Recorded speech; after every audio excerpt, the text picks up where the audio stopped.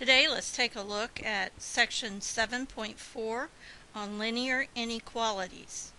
A linear inequality in one variable can be written in the form ax plus b is less than c, where a, b, and c are real numbers and a is not equal to 0.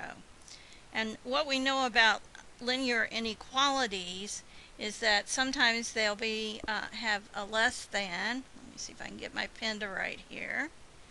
Sometimes they'll have less than, like I have here in the definition. Sometimes it may be less than or equal to, greater than, or greater than or equal to. All of those are linear inequalities. Now, in solving a linear inequality, we can add the same number to both sides, subtract the same number from both sides, or multiply or divide both sides by the same, notice this word here, positive number without changing the order. The order is the way in which it points, direction to which it points. However, if we multiply or divide both sides of the inequality by a negative number, the order of the inequality must be reversed. So that's the important difference between solving a linear equation and a linear inequality. With equations, it doesn't matter if we're multiplying and dividing both sides by a negative. But with an inequality, and we have an example here, we begin with a true statement, 2 is less than 5. If we multiply both sides by -1, we get -2 and a -5. If we think about the number line, is -2 less than -5?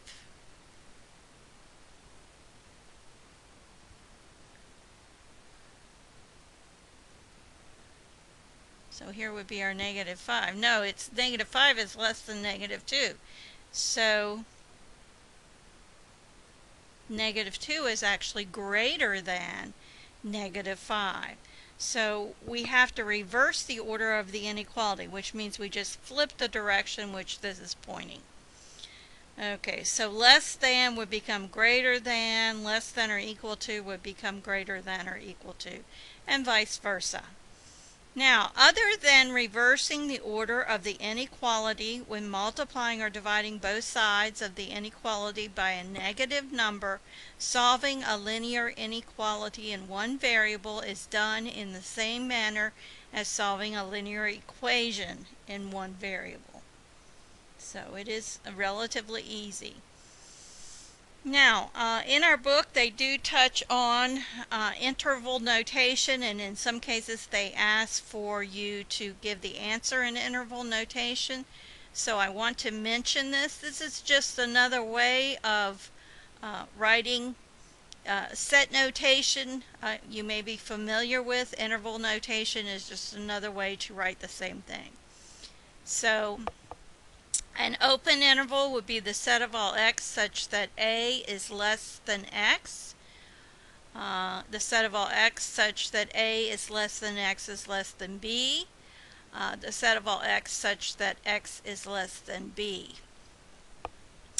And basically less than, if you remember when we're working with, and here's our a here, with graphs, in algebra, we would put an open circle on the A, and then x is greater than a. If we read it from the x, this is saying the same thing as x is greater than a.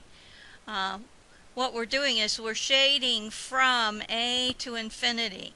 And that's what the interval notation looks like. And the parentheses is equivalent to the open circle. So parentheses is equivalent to the open circle. If we're doing the interval where x is between a and b, remember that this is the way we would graph it in algebra. We can see the open interval from a to b is, again, using the parentheses to indicate an open circle. And finally, the set of all x such that x is less than b, we're saying the open circle's on b and we're shading to the left.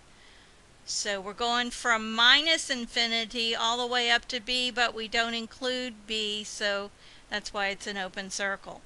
Notice also on the infinity symbols and minus infinity, we don't actually ever arrive at a point. So that also has the open circle or non-inclusive indicated. Now, in some cases, you'll see the graph being graphed this way. You would have the shading with parentheses is sometimes used in place of the A, B, in place of the open circle, shade between, and I'm not that picky, but I want to show you all types so that you can handle my math lab questions in the event they use when you have a parentheses there. So parentheses is equivalent to the open circle. Now, if you want to include the point, we use a square bracket. And this is equivalent to the solid circle you may have used in algebra class.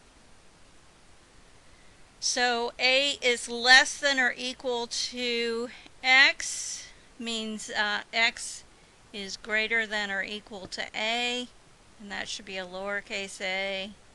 So that's a solid point, or again, you could use a square bracket.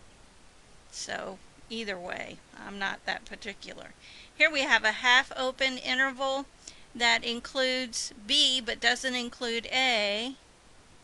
So A would be an open circle, B would be a closed circle, or we could have parentheses and a square bracket. Okay, our next one, we include A, and we don't include B, so that's the open circle, or if we're using the bracket in parentheses, it would be that way.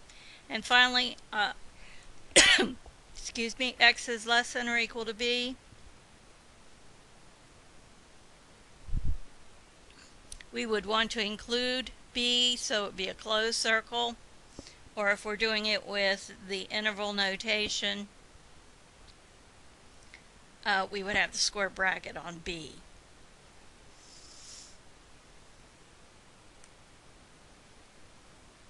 Finally, closed interval where we're including both points, we can do it with the square brackets, or we can do closed circles on A and B, and shade between, and shaded between as well. Okay, now I'm going to leave these off and just talk a minute about compound inequalities. When we have this combined situation where we have 2 is less than 4 is less than 9, what that means is 2 is less than 4 and 4 is less than 9. So if you're seeing x plus 2 is less than 17, and at the same time it's greater than 1, what we can do, we could separate it into 2 and say 1 is less than x plus 2 and x plus 2 is less than 17. But it's easier to solve if we leave it as a single entity and just do whatever we need to do to isolate the x in the middle, do it 3 places. These are where we're seeing the division. So we get -1 is less than x is less than 15. So that'll be the easiest way to handle the compound inequalities. And I'm going to do, that's why I crossed these out, I'm going to do the examples on the sample problem section.